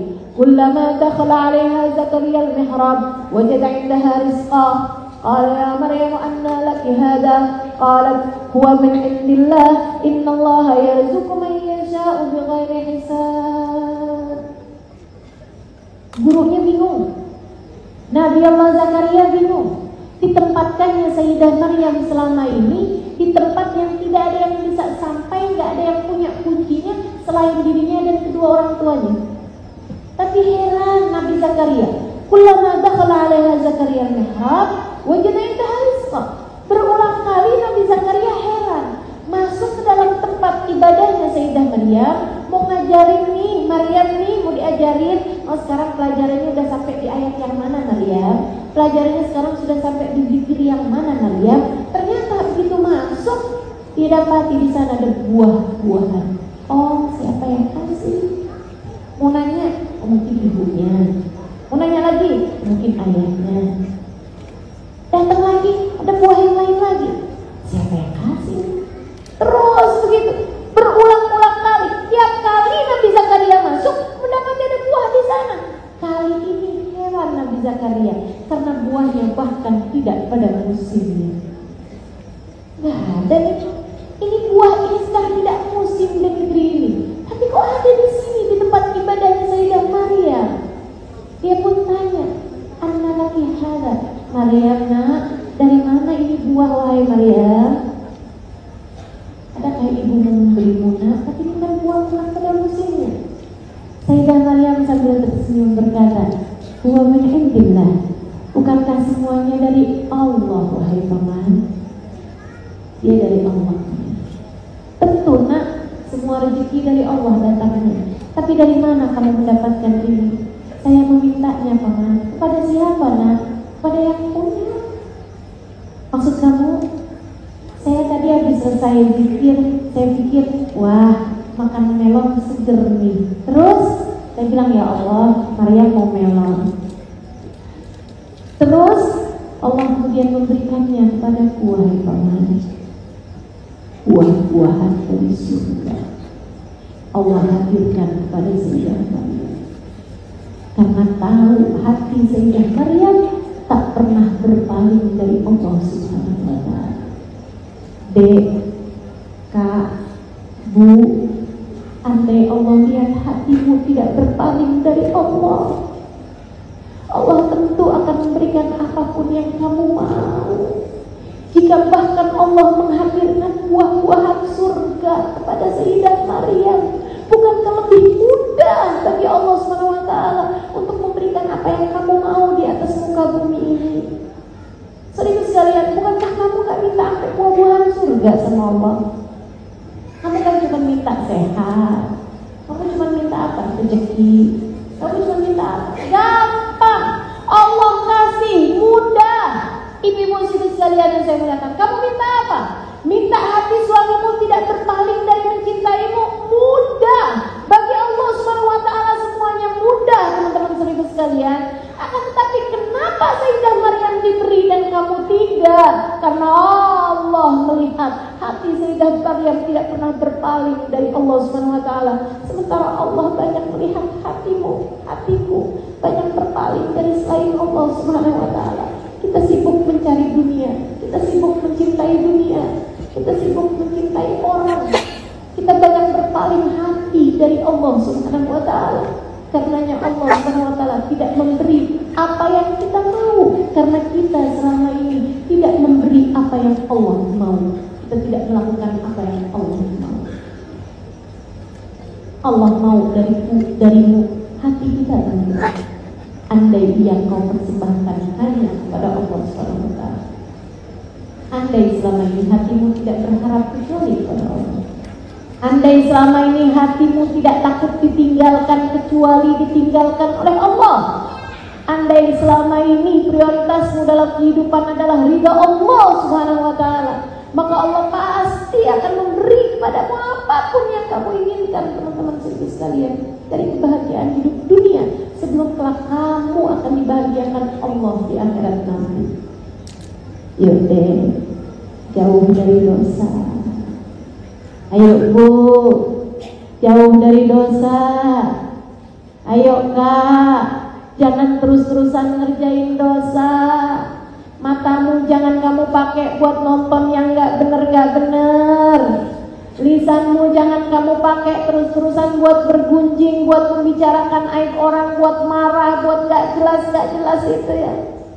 Mari sibuk aja sama Allah Subhanahu wa taala. Kalau kamu sibuk dengan Allah Subhanahu wa taala, insya Allah.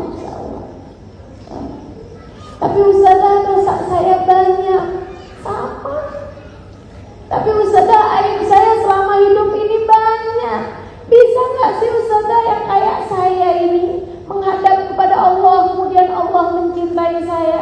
Saya nggak kayak Sayyidah Maryam Ustazah, ibunya solehah, bapaknya soleh, gurunya soleh, yang kemudian menjadi seperti Sayyidah Maryam. Saya ini hanyalah kayak gini Ustazah, jatuh bangun dalam dosa-dosa, pernah mengalami masa-masa jahiliyah dalam hidup saya. Bisakah saya datang kepada Allah, kemudian Allah berkenan menerima saya? Ya. Allah Subhanahu wa taala telah berkata dalam hadis qudsi, kata Allah, apabila aku melihat hambaku datang bertaubat padaku dengan bergunung-gunung dosa, aku akan datang kepadanya dengan bergunung-gunung ampunan. Apabila aku melihat hamba-hambaku datang padaku dengan bergunung-gunung dosa, bertaubat padaku, aku akan datang padanya dengan bergunung-gunung rahmat. Allah Maha Rahim, Allah Maha menerima hamba-hambanya, meskipun sekotor apapun hambanya, meskipun sehina apapun hambanya. Datanglah padanya, teman-teman sekalian. Datanglah padanya. Kerjakan ibadah pada Allah. Taubatlah pada Allah.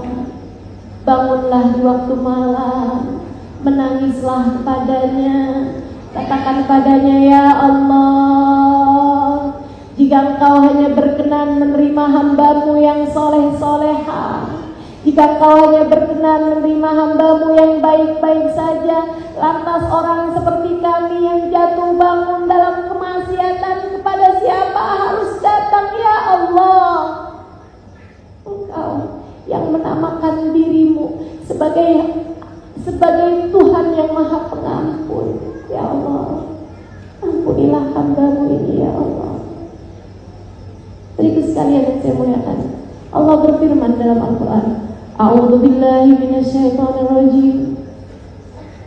Qul lilladzina asrafu ala anfusihim la taqnatu min rahmatillah innallaha yaghfiru dzunuba jami'an. Allah berkata kepada Nabi Muhammad, "Qul, sampaikan kepada umatmu wahai Nabi Muhammad, lilladzina asrafu ala anfusihim, kepada umatmu yang bergelimangan dengan dosa, kepada umatmu yang suka berani-berani melanggar aturan, sampaikan kepada umatmu, hamba-hambaku yang telah berani-berani berbuat dosa selama ini. Katakan kepada mereka, katakan apa ya Allah kepada kami umat Nabi Muhammad, katakan apa kepada kami, bahwa azabmu begitu pedih begitu, bahwa surgamu begitu jauh dari kami begitu. Bukan, kata Allah, sampaikan kepada mereka, umatmu wahai Nabi Muhammad, hamba-hambaku yang telah bergelimangan dosa selama ini, la taqnatu min rahmatillah, jangan pernah mereka putus asa dari rahmatnya Allah. Sampaikan kepada para pendosa dari hamba-hambaku, Allah, janganlah pernah mereka berputus asa dari rahmatku. Alhamdulillah, alhamdulillah. Ma'ana Rabbiya khairan, teman-teman, alhamdulillah kita punya Tuhan seindah-indah Tuhan. Alhamdulillah kita punya Allah begitu baik pada kita. Bahkan kepada para pendosa semacam kita, Allah bilang, jangan putus asa dariku.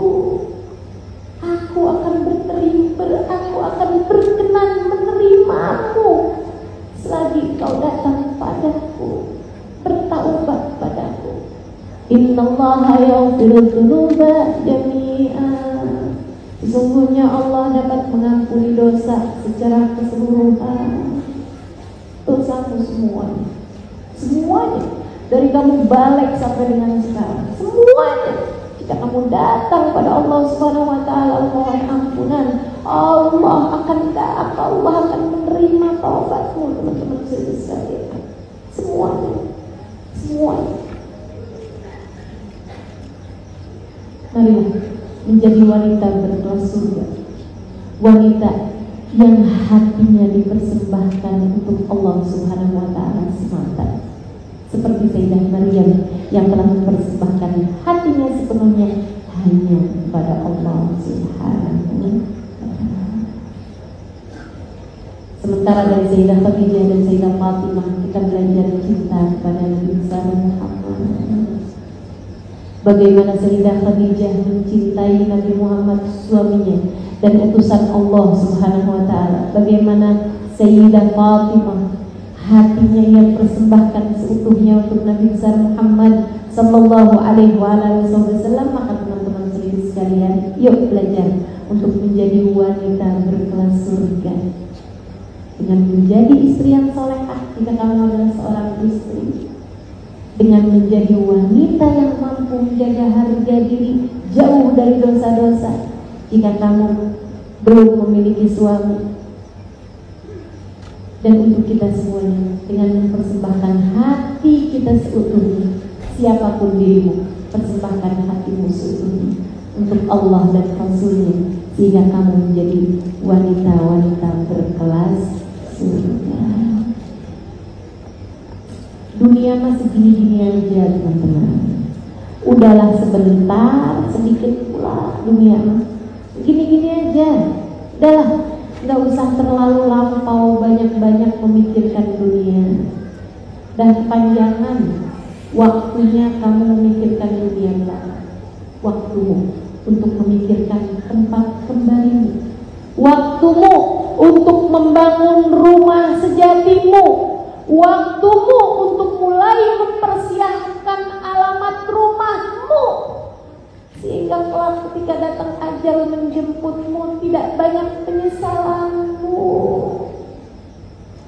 Kalau sepanjang sisa hidupmu yang tersisa ini kamu hanya memikirkan dunia, kapan kiranya kamu mulai memikirkan akhiratmu? Jika sepanjang hidup dunia di sisa umurmu ini kamu terus-terusan memikirkan dunia,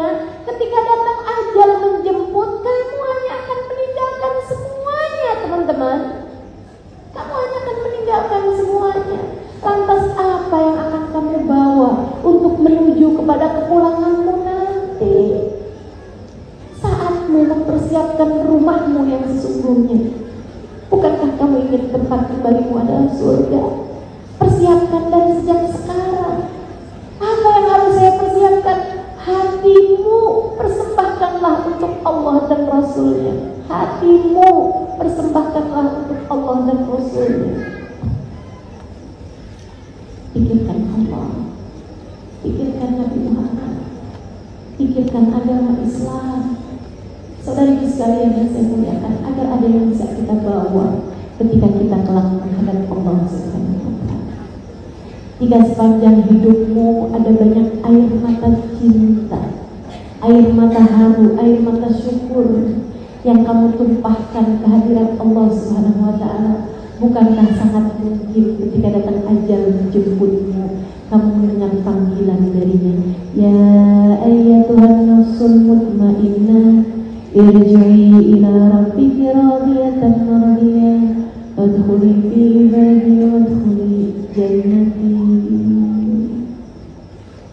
Wahai pemilik hati yang tenang, wahai pemilik hati yang sudah mempersembahkan hatinya untukku, kata Allah. Wahai pemilik jiwa-jiwa yang tenang, yang aku berkenan ada di dalamnya. Orang tuh hatinya baru bisa tenang kalau ada Allah dalam hatinya. Siapa yang hatinya ada Allah, yang sudah mempersembahkan hidupnya, hatinya buat Allah Subhanahu wa Ta'ala.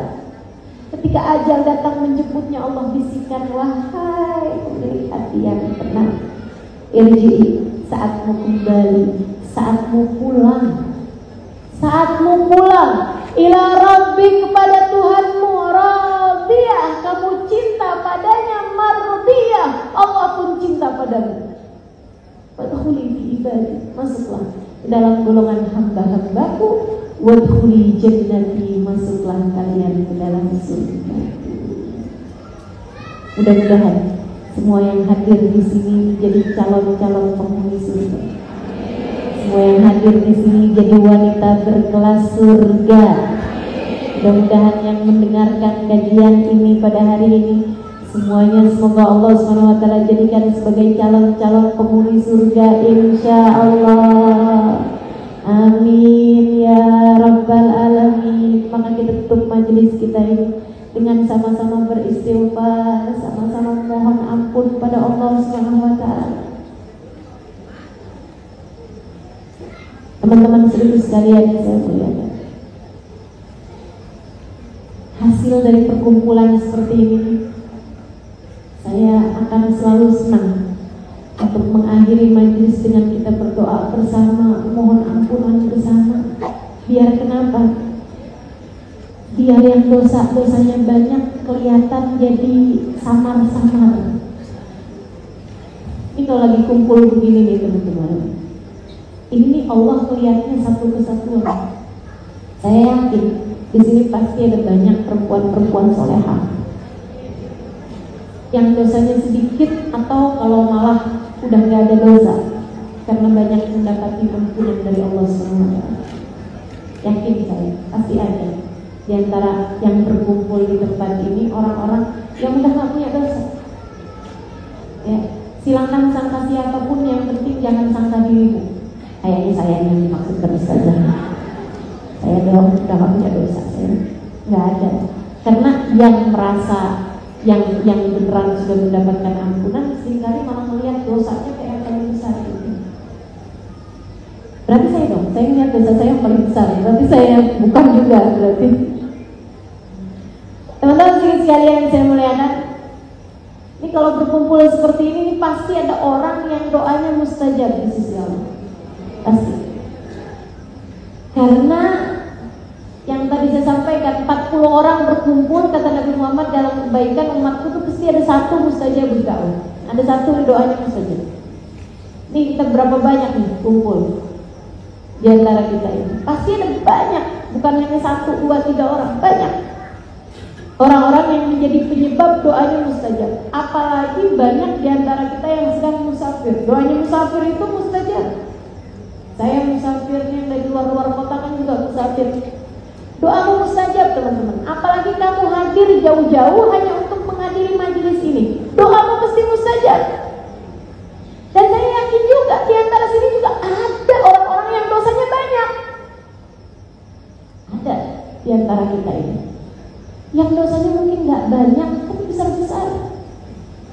Atau mungkin ada di antara yang hadir di tempat ini, dosanya nggak banyak, nggak besar, tapi dosanya sudah membuat Allah murka padanya. Dosanya mungkin nggak besar, nggak banyak gitu, akan tetapi dosanya itu membuat dia jadi jatuh nilainya di mata Allah Subhanahu wa ta'ala. Mungkin kamu, mungkin dirimu. Sehingga sekalian yang saya muliakan, kalau kamu berdoa sendiri belum tentu doamu mustajab. Akan tetapi kita sekarang sedang bersama-sama. Bersama kita di sini ada orang-orang yang doanya mustajab.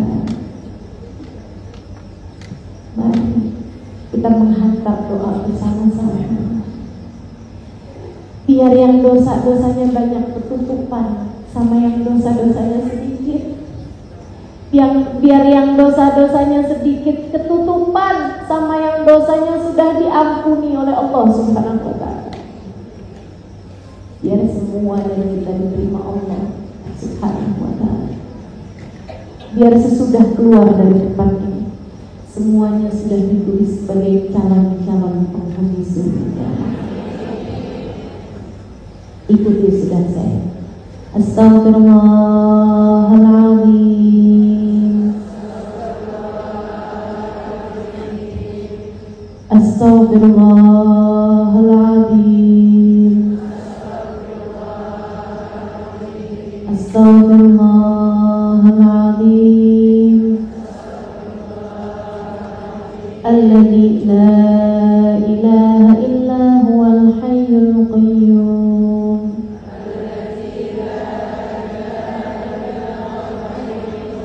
Wa atubu ilaihi. Astaghfirullahaladzim. Astaghfirullahaladzim.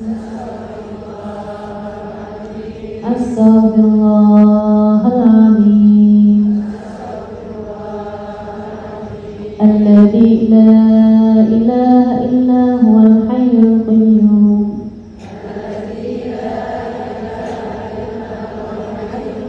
Wa atubu ilaihi. Rabbi ighfirli warhamni wa tub alayya. Rabbi ighfirli warhamni wa tub alayya. Rabbi ighfirli warhamni wa tub alayya. Ya Allah, Ya Allah, Ya Allah, Ya Rahman, Ya Rahim, Ya Ghafur, Ya Ghaffar, Ya Awwal al-awwalin, Ya Akhir al-akhirin, Ya Dzal Quwwatil Matin, Ya Rahimal Masakin, Ya Arhamar Rahimin. Ya Allah, pandanglah semua yang hadir di majelis ini dengan pandangan rahmat-Mu ya Allah.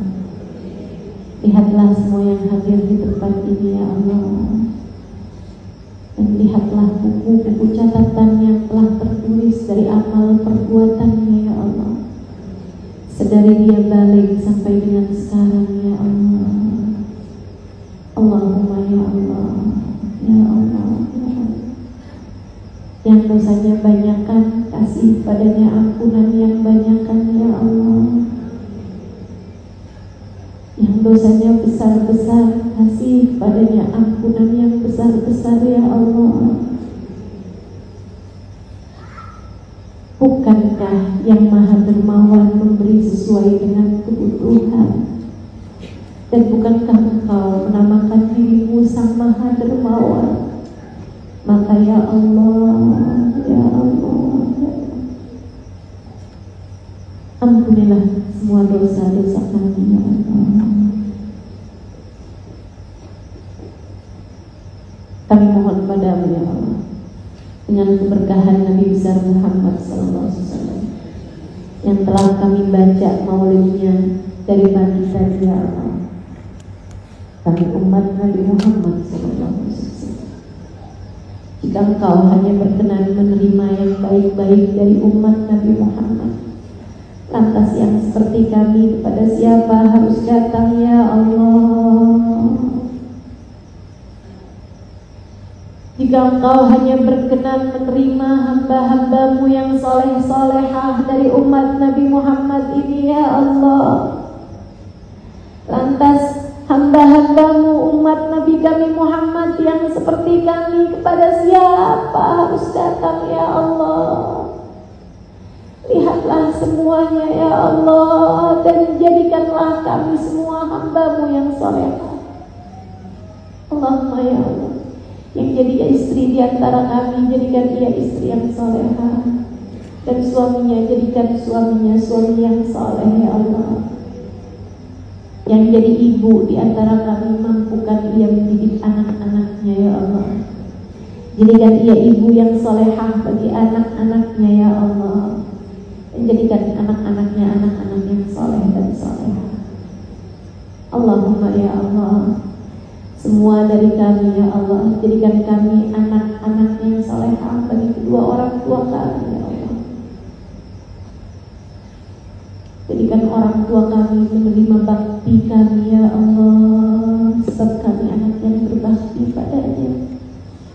Jangan sampai Kau jadikan orang tua kami menerima kedurhakaan dari kami ya Allah. Ampuni segala kedurhakaan dari kami anak-anaknya ya Allah. Allahumma ya Allah, jadikan kami anak-anak yang dapat membahagiakan orang tua kami ya Allah, di dunia hingga kelak di hari akhirat nanti ya Allah. Jadikan kami anak-anak yang dapat mengalirkan pahala ke dalam kubur orang tua kami di saat orang tua kami telah meninggal dunia. Allahumma ya Allah, ya Allah, ya Allah, kepada Engkau kami mohon ya Allah, jadikan kami dapat menjaga sholat kami, dapat menjaga puasa kami, dapat baik dalam berzikir kepadamu, dapat memperbanyak membaca Al-Quran, dapat memperbanyak bersolawat kepada Nabi Muhammad. Mudahkan kami untuk dapat melakukannya ya Allah, sebab kami tahu kami tidak dapat beribadah kepadamu ya Allah kecuali jika Engkau memberikan kepada kami hidayah-Mu untuk kami. Karuniakanlah kami hidayah-Mu itu ya Allah. Allahumma ya Allah, rasakan kepada kami nikmatnya ibadah seperti yang telah dirasakan oleh hamba-hamba yang tercinta di sisi-Mu ya Allah. Bangunkan kami di waktu malam untuk bermunajat padamu, seperti mana Engkau telah membangunkan hamba-hamba tercinta di sisi-Mu untuk melakukan hal yang seperti itu. Allahumma ya Allah, pandanglah semua yang hadir di tempat ini ya Allah. Tambahkan iman dalam hati kami ya Allah, tambahkan cinta dalam hati kami ya Allah. Ampuni segenap dosa-dosa kami ya Allah, tutup segenap aib-aib kami ya Allah. Kasihanilah kami dimanapun saja kami berada ya Allah. Kasihanilah kami dimanapun saja kami berada ya Allah. Sayangi kami dimanapun saja kami berada ya Allah. Sayangi kami saat sekarang kami ada di sini ya Allah. Sayangi kami sekeluar kami dari majelis ini ya Allah. Sayangi kami di sisa umur kami ya Allah. Sayangi kami di saat ajal datang menjemput kami ya Allah. Sayangi kami ketika roh kami keluar dari jasad kami ya Allah. Sayangi kami ketika kami sudah tidak lagi melekat dalam badan kami ya Allah. Sayangi kami ketika orang-orang mulai menguburkan kami ya Allah. Sayangi kami ketika kami sudah masuk dalam alam kubur kami ya Allah. Sayangi ketika kami mulai ditanyai oleh malaikat mungkar nakir, ya Allah, sayangi kami ya Allah, hingga Engkau bahagiakan kami dalam alam kubur kami ya Allah. Sayangi kami di saat hari kiamat nanti ya Allah. Sayangi kami di padang mahsyar nanti ya Allah. Sayangi kami dan kumpulkan kami di belakang Nabi Muhammad ya Allah. Sayangi kami di saat amal kami ditimbang ya Allah. Sayangi kami di saat buku-buku amal kami dibagikan ya Allah. Sayangi kami di saat kami harus melewati jembatan ya Allah. Jangan ada siapapun di antara kami yang Kau biarkan kakinya tergelincir masuk ke dalam neraka-Mu ya Allah. Karena ia pasti tidak akan sanggup terhadap azabnya ya Allah. Karena ia pasti tidak akan sanggup terhadap pedihnya ya Allah. Karena ia pasti tidak akan sanggup terhadap sakitnya ya Allah. Karenanya sayangilah ya Allah dan selamatkan semuanya ya Allah. Sayangilah kami dan masukkan kami ke dalam surga-Mu ya Allah. Sayangilah kami dan masukkan kedua orang tua kami ke dalam surga-Mu ya Allah. Sayangilah kami dan masukkan anak-anak kami ke dalam surga-Mu ya Allah. Sayangilah kami dan masukkan semua orang-orang yang kami cintai ke dalam surga-Mu ya Allah. Allahumma ya Allah, kami titipkan kepadamu keimanan kami. Kami titipkan kepadamu keadaan hati kami. Kami titipkan kepadamu ya Allah kehidupan kami. Karena kami tahu Engkaulah yang dapat menjaganya dengan sebaik-baiknya. Allahumma ya Allah, kami titipkan kepadamu anak-anak kami. Kami titipkan kepadamu keluarga kami. Tolong jaga mereka ya Allah, seperti mana Engkau telah menjaga keluarga dari orang-orang yang saleh-saleh. Allahumma rabbana atina fid dunya hasanah fil akhirati hasanah wa qina adzabannar. Bimbing kami senantiasa ya Allah. Bimbing mata, telinga, lisan, tangan, kaki, perut, farji kami ya Allah. Bimbing hati-hati kami ya Allah, untuk dapat mengerjakan semua yang Kau inginkan dalam kehidupan kami ya Allah. Allahumma ya Allah, jangan pernah lepaskan bimbingan-Mu dari kami ya Allah. Allahumma ya Allah, ya Allah, ya Allah, kepada Engkau kami mohon, apabila datang ajal menjemput kami, matikan kami dalam husnul khatimah. Jadikanlah kalimat terakhir yang keluar dari lisan kami saat ajal menjemput kami adalah kalimat La ilaha illallah, La ilaha illallah, La ilaha illallah, Muhammad Rasulullah sallallahu alaihi wasallam. Semudah kami mengucapkannya di dunia ini ya Allah, jadikanlah pula kami mudah mengucapkannya di saat sakaratul maut kami ya Allah. Jadikanlah kami mudah mengucapkannya di hari akhirat nanti ya Allah. Allahumma ya Allah, berkahilah semua yang hadir di majelis ini ya Allah. Yang sedang sakit di antara kami sehatkanlah ya Allah. Yang sedang sulit di antara kami mudahkanlah ya Allah. Yang sedang sempit di antara kami lapangkanlah ya Allah. Allahumma sallallahu ala sayyidina Muhammadin wa ala alihi wa sahbihi wa sallam. Allahumma ya subhanakallahumma wa tahiyyatuhum fiha salam. Akhir da'wana anil hamdulillahi rabbil alamin. Ila hadratin nabi al-fatihah.